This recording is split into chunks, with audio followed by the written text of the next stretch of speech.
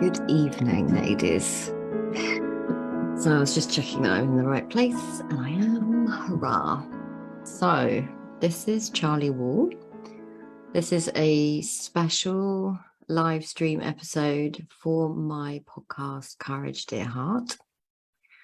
And what I'm going to be doing is I'm going to be answering all the questions that have come into me this week, or that I have seen come up in my free groups. At the moment, I'm live streaming in my free Facebook group, the Freedom Group, and it's a ladies only community that I set up a few years ago now.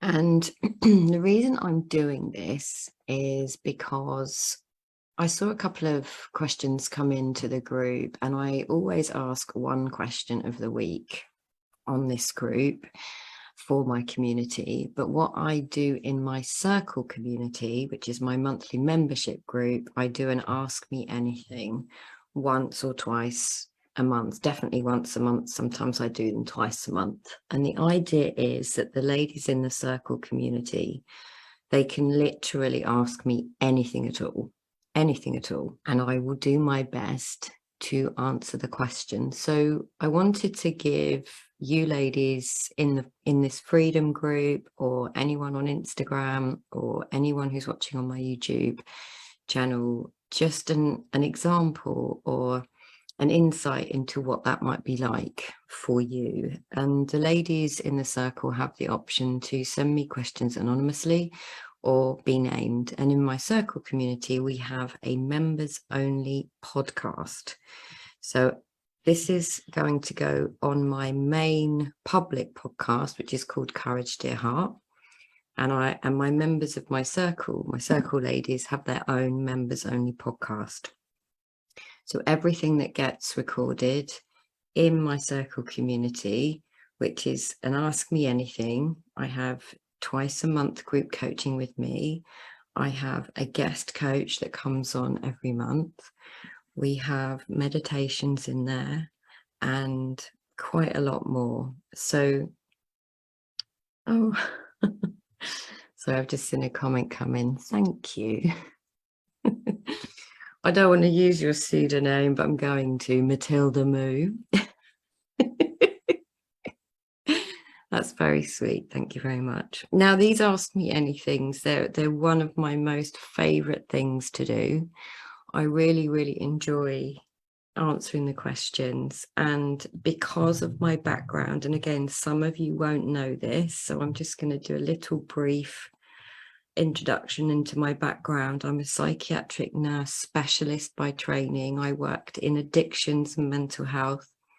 I then trained as a personal trainer and nutritionist and massage therapist, and ran a brilliant fitness business, again female only, in Cambridge. So I'm health and fitness, mental health coach, and then I qualified as a life coach, and then have been studying spirituality for the last 7 years. Well, probably 29 years, since my brother died in 1993, but for the last 7 years, really studying spirituality and something called the 3 principles. So I have qualifications as long as your arm, but actually what I really love doing is connecting women in communities, creating communities, and helping women see that they are enough, basically, and there's nothing wrong with you, and that the answer is often simpler than you think. So I have a huge experience working with women, and quite a lot of experience working with hormones and perimenopause and menopause and everything in between, addictions, eating disorders, grief. Anyway, I'm not going to bother, but literally my ladies in my circle community can ask me anything at all. And usually I can either you know, give my own wisdom on that and help people point them to their own wisdom, or I can find out the answer by inviting a guest coach into that community. Now, I've just seen a question come in on the chat, but I've got a list of questions already that have come in. So Claire, if I get the chance, I will speak to that. But I've had 1, 2, 3, 4, 5 questions have come in anyway. Well, 6 questions have come in, and yours is the 7th. So no, don't apologize, Claire, it's absolutely fine. I wanted this to be an Ask Me Anything, and it's okay, honestly. What I'll do, Claire, if I don't get time, I will do you a little mini vlog just for you. How's that? Or I might do this again, who knows, or I can save it up for the question of the week. But anyway, I've got your back, so don't worry. Right, so the first question is from someone called Kelley. And Kelley asks, how do you stop worrying about everyone else so much and focus more on yourself? How do you learn to love yourself? Is that in the freedom program that I need to revisit? So just for reference, I have a freedom program, Finding Freedom from Habits and Anxiety, which I'm about to make into a program that anyone can join at any time. And if you do that, you can come into my circle community whilst you're going through that 8-week program. Now, the lady that asked the question has already done it, and I would first answer yes. So I'm just going to repeat the question. How do you stop worrying about everyone else so much and focus more on yourself? How do you learn to love yourself? Is that in the freedom program that I need to revisit? So that's not specifically in the freedom program, but what is in the freedom program, Kelley, if you remember, is teaching about where your experience comes from and what you have got going for you that's constant. Now, I think the thing about loving yourself, how do you love yourself? How do you learn to love yourself? Well, how do you learn to do anything? It's a practice. Hi, Sarah. It's a practice. Like, I would say we're all born loving ourselves. Like, literally, we're all born loving ourselves. That's like, I never see any babies in therapy, and I don't see any babies with mental health problems. But as we grow up and into the environment that we're in, we pick up from our elders. So we learn, we're like little sponges. We learn from our elders. We learn from people around us. We go to nursery, we go to school, and we start kind of experiencing a feeling of, firstly, separateness. Hi, Stacey. And secondly, there's something wrong with me.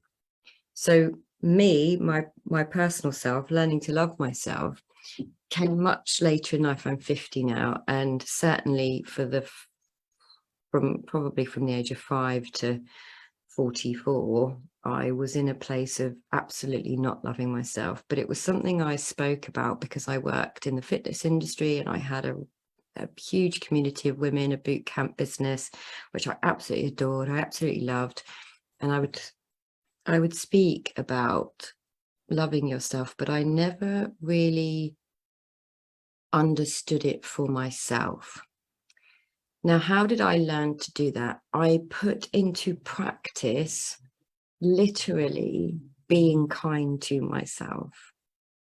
And what that looks like for me will be different from how it looks to you. So what I would encourage you to do is listen into, like, what makes you happy? What do you love to do? And just start there. And Kelley, if you remember, we did the 30-day rewilding program. What I talked about that is doing the medicine spot.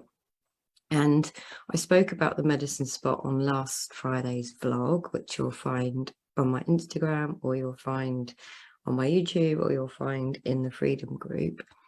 But basically, it's allowing yourself the space just to have a few moments, if that's all you can spare, just a few moments by yourself in the space of no thing, and see what occurs to you. See what occurs to you. So it might look like, and lots of people say this, have a bath. But to me, there's a deeper level of listening into your intuition, listening into what lights you up. Because part of your question, Kelley, is how do I stop worrying about everyone else and focusing on myself? Well, that's people pleasing. That's often coming from a trauma response. And we have 5 trauma responses. We have flight, fright, fainting, fawning. What's the other? Flight, fright, fight, fainting, and fawning. And fawning means I'm hyper vigilant. I've got to make sure everyone else. Oh no, sorry, I forgot freeze, isn't it? Freeze is one of them. Flight, fight, freeze, fainting, and fawning. And fawning is that people pleasing. So this is the other thing. Yeah, so Amanda's just put being kind to yourself is the most unrated thing, because as women, and if you're a man listening to this, obviously I'm being gender specific when it comes to women, but I think because I work with women, there's women in my group, but I think this can be a thing that people in general have, which is they put other people first, and they put other people first because they're not valuing themselves. They're respecting other people more than they're respecting their own energy. So it's like, I'm going to keep emptying my cup to give to someone else. And meanwhile, my cup gets emptier and emptier and emptier. And in the society that we live in at the moment, certainly the patriarchal society, women are taught and conditioned to look after other people first before themselves. So you've got the fawning aspects, which is a freeze, which is a sort of trauma response in how to, if I make sure everyone's okay, then I'm okay, right? So that there's that aspect of it. And then there's the aspect of societal's conditioning around what it means to be a female, and females are conditioned and programmed to take care of other people before themselves. So this is one of the things I hear the most from women, is they're exhausted, they're worn out, they're disconnected from their bodies, they're disconnected from what they even like to do, they're disconnected from themselves, they're on automatic pilot all the time, and then they're exhausted and they're burnt out and they don't even know who they are. Like, I hear that a lot. I don't even know who I am anymore. And if you're in the group, you'll have seen a couple of posts recently about perimenopause, menopause, with women saying, I just don't even know who I am anymore. But that's not specifically, only in menopause. I hear that across the board. And my clients are from, 25 to 65 and everything in between. This isn't an age thing. This isn't a perimenopause thing. I happen to know Kelley is the same age as me, but I suspect Kelley's is a lifelong habit of putting other people before herself. And of course, this has been trained into us. So Kelley, it's a practice like anything else, but please be gentle with yourself, because when we have habits of behavior and habits of thought, most of that stuff's unconscious. I'm just going to show you a little diagram here, just so you get a feel. And I think this will be relevant for all the questions. And if I don't get time to answer the questions, I apologize. But as I said, I do these in my circle community. So come on in there, because it's pretty fucking cool. If you just have a look at this little diagram here, this is kind of your brain, right? So you've got the subconscious, which is 95%. You've got the conscious, which is 5%. And you've got something called the superconscious, which I would describe as spirit, source, intuition, wisdom, divine intelligence, universal intelligence, like the life force that runs through all of us, which all of us are connected to, and it's kind of those intuitive hits. So if you've ever had a feeling of an event where you knew what to do but you didn't do it, or you knew what to do and you did do it, there's something, a life force, a spirit, a universal intelligence that you have got, and a lot of people call that the superconscious. So that's, get a feel for that. Now, most of us are disconnected from that because we're living on automatic pilot. Now, this is the 95%, the subconscious, the lower brain. I call it the little fucker, Lizzie the lizard, Justin Bieber. Some of you have heard me. It's 95%. And this subconscious part of your brain is created between the ages of you being in the 3rd trimester in your mum's tummy to the age of 7. Right? Which means when we're learning, when we're little, this is what I was talking about earlier, when we're learning about life, we pick up often whether the universe is a safe place or an unsafe place. And if it's an unsafe place, it's going to make sense for me in those earlier stages of my life to do what makes sense to me to keep myself safe, right? Now, as we grow older, those things become more established because they are unconscious. They're automatic pilot. They are the driving force of our lives often. So really another thing I'll hear is, I know what to do. I just don't know why I'm not changing it. I know I should be doing this. I just don't know why I'm not doing that. And also one of the comments on the group as I'm doing this live is, I never put myself first. I people please. I've lost so many people I love that I don't want to lose anymore. I know it's wrong, but I don't know how to change it, right? I don't know how to change it because it's coming from here. The subconscious automatic pilot. So your brain is a machine. So what I was talking about is your connection to source, your connection to divine intelligence, universal intelligence. It's everywhere, everywhere, in everything. You are not separate from it. It's the life force that's running through you. It's universal, right? It's not just in me and no one else, it's in everybody. Now, I didn't know this for the first 44 years of my life and spent much of my life in various stages of addiction, unhappiness, self-loathing, people-pleasing, anxiety, chronic anxiety, PTSD, and automatic pilot. So just get a feel for that. And Kelley, with regards to your question, look at me rabbiting on. I could spend a whole hour on this question. But I'm hoping it's relevant to people. When we know what to do, but we don't know why we're not doing it, it's because it's coming from the unconscious. It's coming from your programming. It's coming from a protector part, something in you that has learned very early on that this keeps me safe.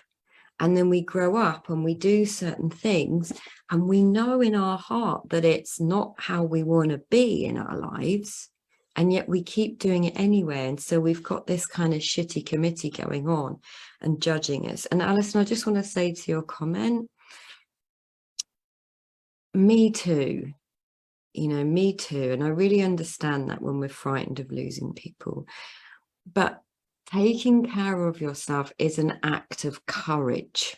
It's like a rebellious act in the face of patriarchy, because keeping women dumbed down and making them feel small and keeping them obsessed about their weight and all the stuff that takes people away from their natural intuition, their natural wisdom, their natural creativity is just a way of controlling people, and it's been going on for thousands of years. So one of the things about one of the things I try and teach, certainly the women who are my one-to-one clients, but I try to speak to this as much as I can in my circle community. It's feeling into what's a yes for you and feeling into what's a no. So Kelley, taking care of others is a protector part, but it's saying no to you and yes to everyone else.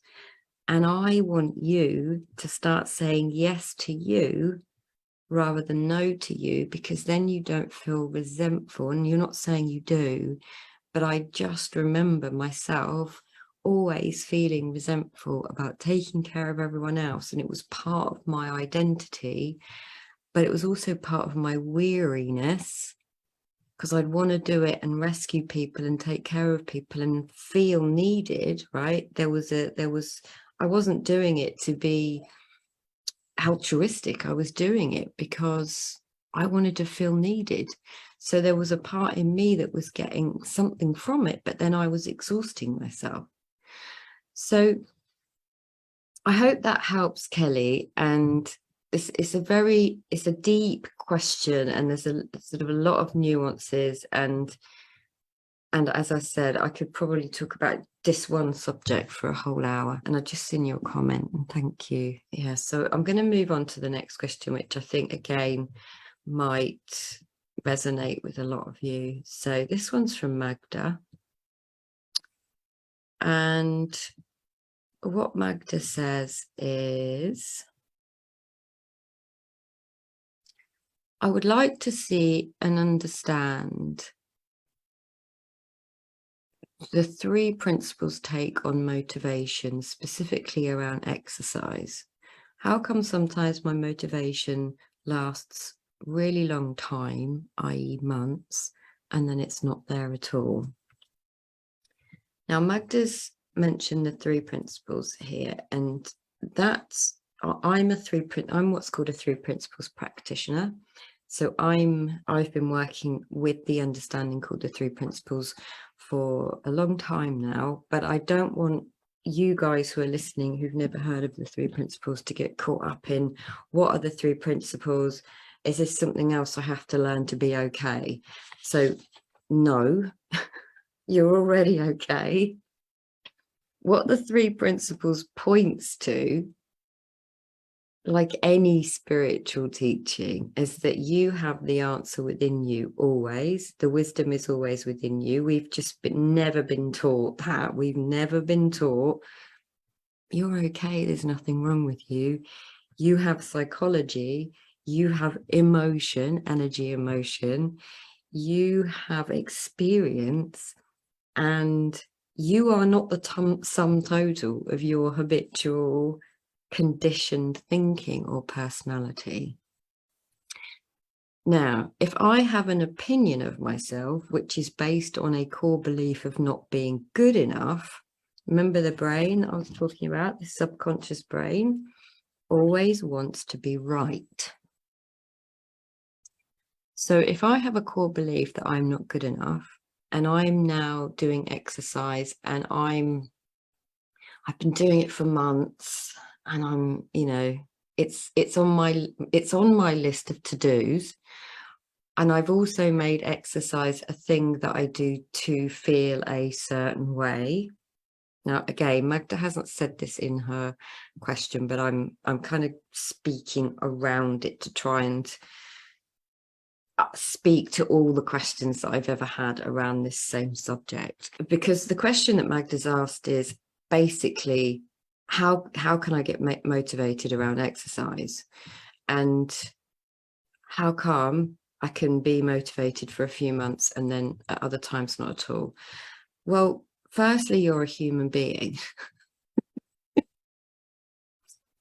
You're a human being who has different levels of energy as a woman, right? So we are cyclical beings, right? And we have inner cycles. So some of you may still have a bleed, some of you may have a monthly cycle, some of you may be on medications to control that and manage that, but whatever, we have an inner cycle that's going on inside us. Many different cycles, but the main one people are acutely aware of is their monthly flow, their monthly bleed. Now, during that month, I might have a high peak and a low peak. And I guess in terms of how women relate to it, most women will have an experience of being a bit more short-tempered, a bit more irritable, have problems sleeping, be a bit more fidgety in the lead up to the bleed. So I just want you to get a feel for that. During the month, as a woman, you're going to have different energetic patterns, right? Then if I'm doing exercise and I think exercise comes from being motivated, and now I'm suddenly unmotivated, I'm going to think there's something wrong with me. I have no motivation. Here's my evidence from my lower brain. Core belief, not good enough. Here's my evidence. It's not there when I'm motivated. Like, what is motivation even, right? Like, let's look at that. Oh, I'm going off on a tangent. So let me stick with the energy thing. Does energy come from motivation, or does motivation come from energy? Are you more motivated during certain times of the month, or are you consistently motivated? Are you motivated to tidy your house? There's a thing around exercise. And what does exercise mean to you, Magda? Does it equal I'm doing it to feel a certain way? Sorry, my son's just coming in at the moment, so you'll hear it on the microphone. Am I doing it to achieve something? Because if I'm doing it to achieve something, then it's an outside-in goal. And often, if I'm not doing it from a place of really listening into what I want to do. Oh, Zach, my son's just coming and he's ignoring the dog, and now the dog's crying.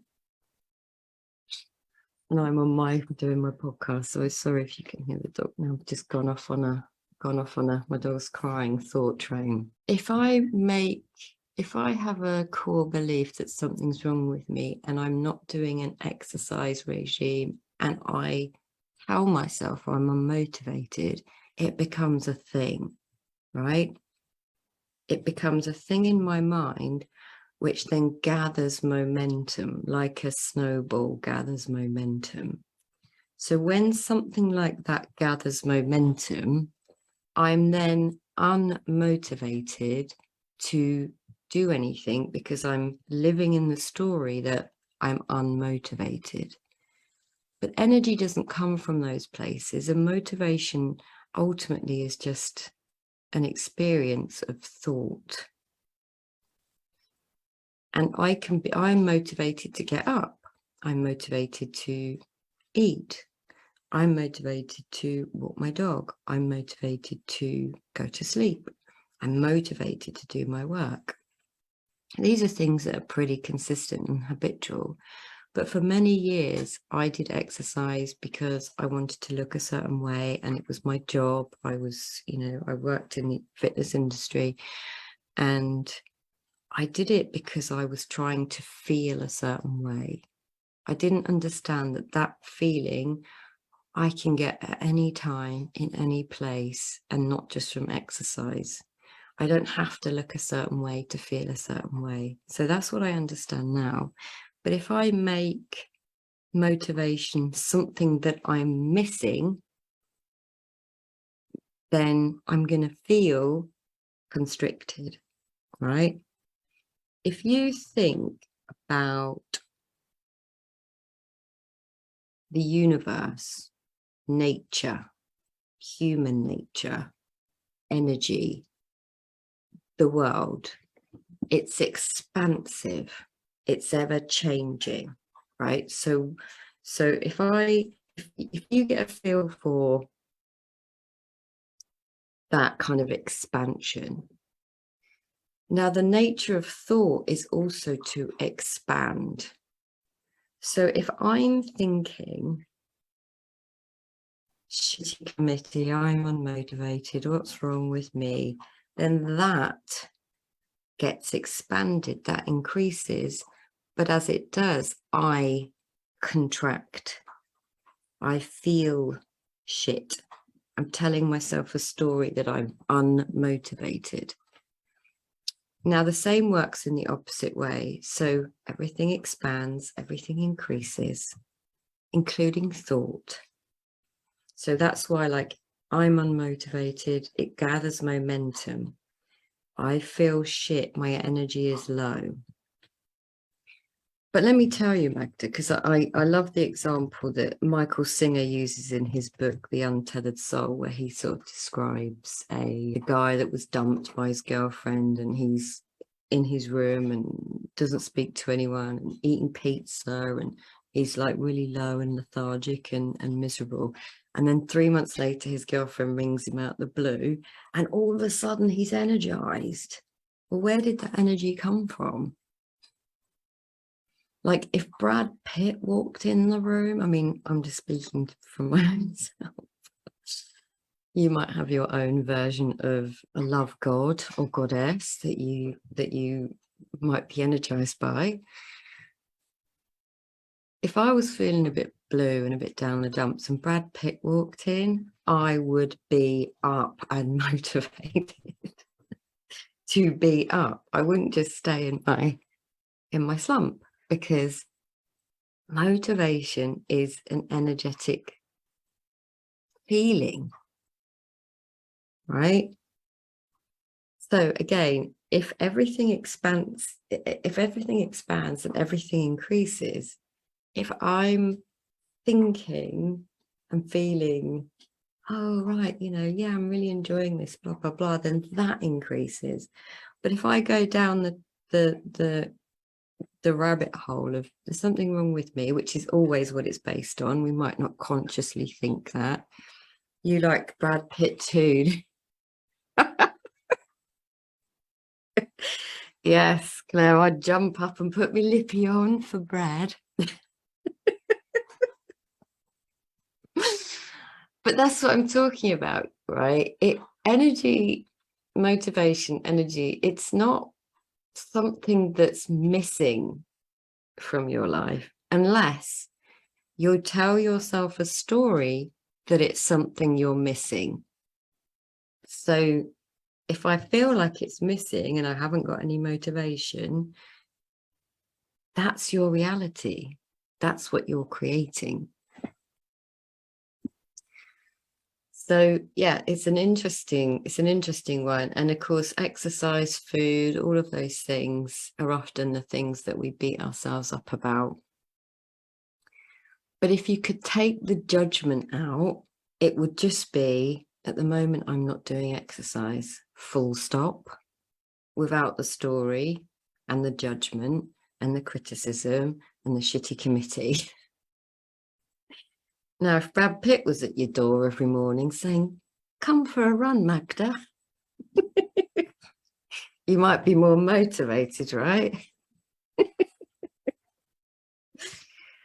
Because that's what you've got, right? These thoughts that you're having about who you think you are, who we identify with a lot of the time, we misidentify with a lot of the time. If you are not your thoughts, then you are the awareness behind them, then there's nothing for you to fix, because everything moves through. Unless I stick at it, keep believing it, repeat the thoughts, then it becomes part of my subconscious and it becomes part of my automatic pilot. So what you have to try and get a feel for is that the nature of thought is temporary. It's always moving through. Now, if I'm replaying the same shitty committee story, the same Justin Bieber record, it's going to feel more permanent, but it isn't permanent. It's not there 100% of the time. So Magda, that's why sometimes you can feel motivated and sometimes you don't feel motivated. But going back to the thing about energetic beings and being a woman, I suspect there's something in your own soul, in your own psyche, that knows you need to rest. That's what I think. And because women don't rest often, because they carry guilt about resting and they need to take care of everyone else and manage everyone else and look after everyone else and cook for everyone else and shop for everyone else and manage everyone else, exercise is a stressor. You know, it releases cortisol, so it's a stressor. So if you're already stressed and you're feeling, again, unmotivated, I suspect your body needs to rest. There's nothing wrong with having a rest. The problem is that we make a story out of that because we're disconnected from our body's signals to rest. We're disconnected from our female cycles because we've got so many stories, the shoulda, woulda, coulda committee. And that just takes me down a rabbit hole that increases because everything in the universe expands. But that means my shitty committee can expand. But what you've got to remember is that if all of those thoughts are impermanent, if my moods are impermanent and changeable, if my emotions, energy in motion are impermanent and changeable, what's constant and unchanging? Have a look there. What is constant and unchanging? Well, that'll be your awareness of your mood. That'll be your awareness of everything. That will be your inner wisdom, your inner spark, the life force that is universal and in everything. What's constant? Because when you look there, you look to your human potential. You don't look to your limitations. And you don't keep fighting for your limitations to make this subconscious right. Because it's telling you bullshit. Because it wants things to stay the same. And it's often running the show in the background. So that's my answer to Magda. What time are we at? 10 past. I've had a couple of comments about Gerard Butler. Get out of bed for Gerard Butler. Okay, so I've got this anonymous one. I'm going to try and read it out. And this might actually take me to the end of the time, but we'll see. So this is anonymous, and this is about perimenopause. I had another question come in about anxiety around children, and I think this might actually speak to that. So let me read this from anonymous. And this was actually posted on the group, and I asked the ladies permission if I could read it out. So some of you may have seen this question, and it got quite a lot of traction on there. I was hoping for some words of support and advice this morning. I am perimenopausal and not yet on HRT, and today I have been struggling with red mist so much. I feel tired and emotional and angry and really do not want to parent right now, in that I can't seem to cope with parenting on a daily basis. I'm trying to allow the feelings and not judge, even when I take it out on the children. I circled back and apologised and used it as a teaching and learning moment for us all, but I just feel tired of it all, and I really need some advice about how to navigate it when my hormones are playing havoc.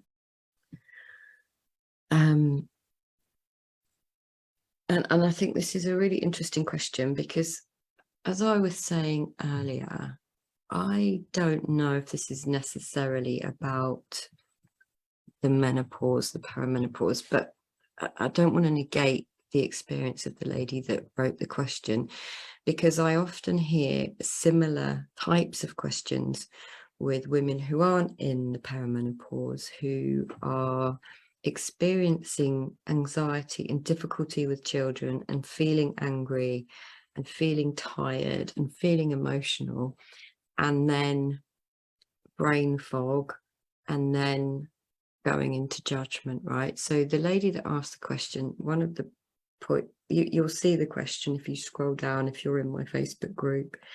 What she says is, I am trying to allow the feelings and not judge.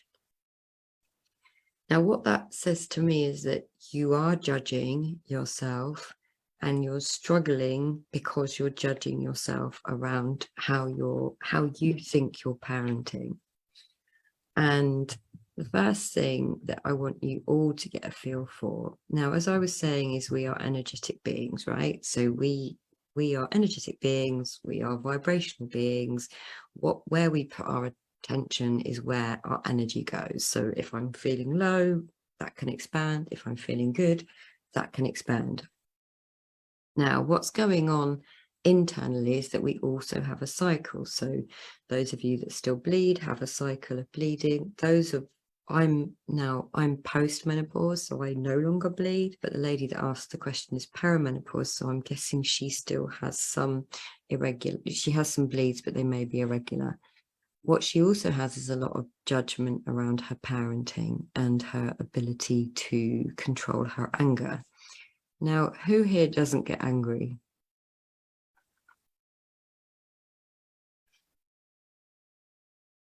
I don't know if anyone doesn't get, we all get angry. And I also don't know if there's a parenting book. I haven't seen one.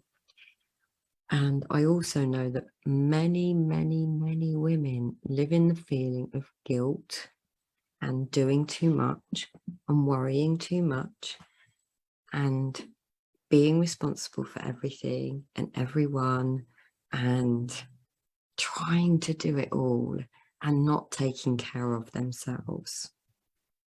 So if you take anything from this talk thus far, taking care of yourself has to be your number one priority. And that means talking kindly to yourself. So the lady who asked the question said, you know, I circle back and I apologize, which is so lovely because that wasn't my experience growing up, you know. And she says, I use it as a teaching moment, but I'm tired of it. And what she's saying is that her hormones are playing havoc. So there's a sort of sense that it's hormonally related. Now, the biggest thing, the most important thing that I try and get across to people is that if I'm stressed, I activate my stress response. Okay. We all have an innate, very brilliant, very wise stress response, which is meant to be activated in times of danger. It's a survival inner response. And when that response gets activated, it releases, my body will release and your body will release adrenaline, noradrenaline, and cortisol. What also happens, because if we're running away from a saber-toothed tiger, you know, back in the day when we were literally surviving, it turns off my sex hormones, it turns off my growth hormone, it turns off my digestive hormones, it turns off my immunity. So if I'm activating my stress response all day long with my thinking, what starts to happen is that my digestion starts to get compromised. My immunity starts to get compromised. My energy starts to get compromised. If I then have thinking about who I am as a parent or the fact that I'm not exercising, I'm activating that stress response again because now I'm in judgment with my thinking. So with your sex hormones, I should have brought my little whiteboard. I'm just going to try and explain this in the best way that I can. You have cholesterol. You've all heard of cholesterol, right? You have cholesterol in you. And what gets made from cholesterol is your sex hormones and cortisol, your stress hormone. Now, cortisol is not bad. We need cortisol. Cortisol is released when we wake up in the morning. It's your get up and go. We have melatonin at night so we can go to sleep. Now, if I'm stressed all the time and I'm activating that stress response and cortisol and adrenaline is being released all the time, what starts to happen is you've got cholesterol and something called pregnenolone, which is underneath the cholesterol. And pregnenolone makes sex hormones and cortisol from cholesterol. When I'm stressed, the cortisol steals the pregnenolone from the sex hormones, which impacts my sex hormones, my estrogen, my testosterone, my progesterone, right? Guess what happens when those are compromised? I have hormonal issues. I have bad periods, bad PMT. I can't sleep properly. I start to get inflammation. So that might be skin disorders, it might be IBS, it might be heavy periods, painful periods, all sorts of things, right?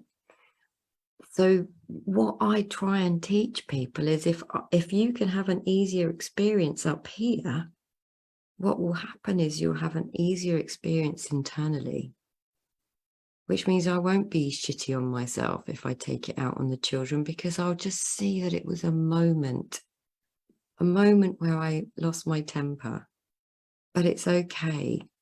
They're safe. And we all have moments of losing our temper.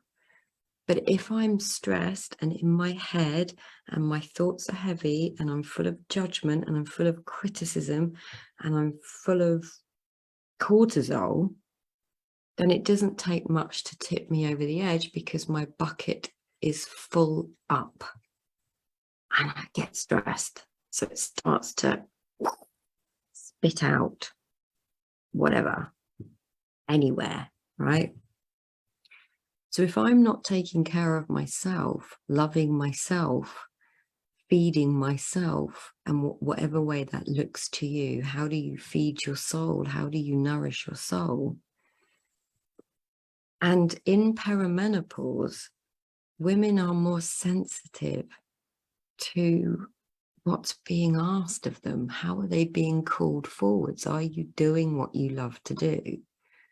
Are you taking care of yourself? Like in the kind of younger years, you know, teenage years, whatever, the hormones, when I'm going into puberty, it's like it's a natural part of, you know, growing up, and there's all sorts of things that go on. And then when we have a baby, hormones again, you know, like there's hormonal changes. And after the baby's born, there's hormonal changes. So, and then there's hormonal changes once a month. So this is something that we as women have been going through since we were in puberty, but we are mostly disconnected from our own cycles. Now, when we're disconnected from that, we can't hear the body talking to us. And your body's always, there's wisdom. There's not only wisdom in you, there's wisdom in this body. It's just that the stress response wasn't made for me to be worrying about my kids, or worrying about the house, or worrying about money, or worrying about my weight, or worrying about whether I'm running or not, or, right? It's not meant for that. So if you don't know that, and you're not taking care of yourself, and you're talking to yourself really horribly, which of course most people do when they don't understand what's going on in the subconscious, 95% of the shitty committee, automatic pilot, then of course your hormones are going to be impacted, because your own internal system starts to dysregulate, and it's how dis-ease is caused. But your body will give you little signals all the time. So I had IBS for years. I was chronically anxious for years. I had skin issues. My hair fell out. I could go on. But you'll all have your own version, your own unique way of your body talking to you. Now, there's nothing wrong with you. There's nothing wrong with you even if you lose your temper. You are a human being. Every human being feels emotion. But if you can see, as I said before, that you are not the sum total of your psychology, of your emotion, and that that's always moving through, that what's changeable is your emotion, is your psychology, is our body. Everything in the world of form is changeable. You watch the seasons change every single year. You watch your bodies change every single year. You watch your children grow every single year. On a cellular level, I'm a different woman now than I was a year ago because my cells have changed and regenerated and new cells are in their place. We are changing all the time. But if I hang on to my emotion and my core belief that I'm not good enough, my subconscious will find evidence for my truth. And then in that place, I'll go and do my habit usually. So most people have some sort of habit where they numb out or there's a settling down basically, but people then tend to have judgment on that. So, you know, people might choose to eat, people might choose to drink, people might choose to smoke, people might choose to scroll on their phone. People might choose to over-exercise, people might choose to under-eat. The list of habits are endless, of course, but it's always coming from a place of wisdom from the consciousness that created it. So the biggest thing I can say to you is if you hear a judgment coming in about your parenting or about your hormones or about you, it's not telling you anything that's true. It's coming from a subconscious mind that thinks you're not good enough, that was created many, many years ago. And these are protector parts. They're protector parts. And your children will be fine. I mean, my son's just come in, walked up the stairs, ignored the dog, ignored me. But let me tell you, when he was little, I was a fucking nightmare. A nightmare. Chronically anxious. Drunk a lot of the time. And although I wouldn't necessarily be able to have this conversation with him now, he's out there being a dancing carpenter. You know, he's living his life. He's got his own wisdom, his own connection to divine intelligence. And so have you. And it's the one thing that you can absolutely rely on 100% of the time. That's what you can rely on. What's constant? What's true about you? Where does your human potential lie? If you can go beyond your psychology, the things that we're identified to, this is my name, this is my age, this is what I do, this is what I'm good at, this is what I'm bad at, this is where I live, all those things that are changeable and not actually who you actually are. You aren't those things that you tell yourself, usually negative things. You are the potential. You are limitless. You can do anything if you tell yourself that story of what's possible rather than continuing to fight for your limitations, which is coming from your subconscious automatic pilot. And what I was saying about practice, you literally have to practice being nice to yourself. Like, how would you treat your children? You say, what do you want to do today? What would you love to eat today? You know, you offer your friends, right? When your friends are sad, you offer them love. You offer them time. You offer them space. You offer them connection. But how about if you offered yourself that? Most people don't even know what to do with space, so they fill it.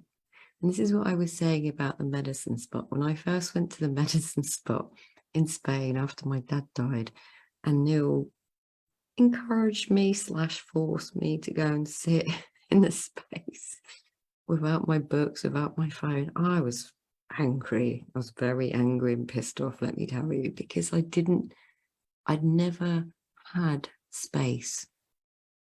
I'd never been not someone's mum, someone's daughter, someone's carer, someone's personal trainer, someone's counsellor. Like I didn't know who to be or how to be in the space. But I can give myself that even now I'm back in real life, in a house, in my job, which I love. I'm still able to give myself space, and I'm much more able to tell the shitty committee to do one, because that's what's impermanent. And I look to what's permanent, and that's been the me that's in here, that's been within me from the age of dot to now.